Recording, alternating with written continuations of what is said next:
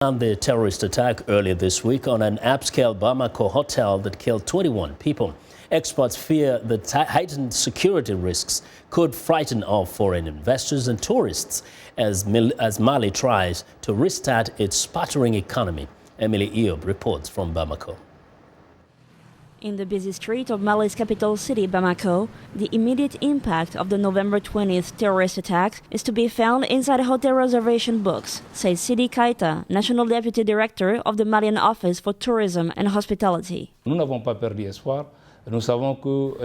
haven't lost hope. We know that right now there have been a lot of hotel booking cancellations and that a lot of public manifestations have been canceled. But we hope that very soon we'll see a return of peace and of foreign tourists. Last June, a peace deal signed between Tuareg separatists and the Malian government raised hope of finally seeing the end of the tunnel after 3 years of crisis for the West African nation, but its implementation has proven challenging.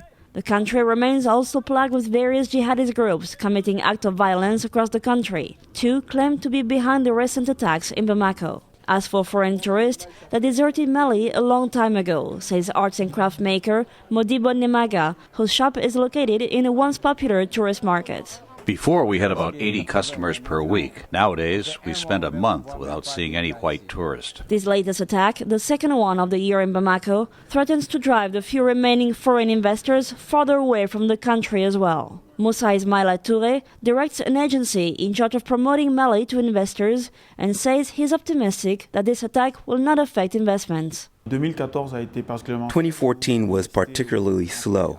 We had only a total of $65 million in investment intentions, but 2015 will be better, as we already are close to $160 million.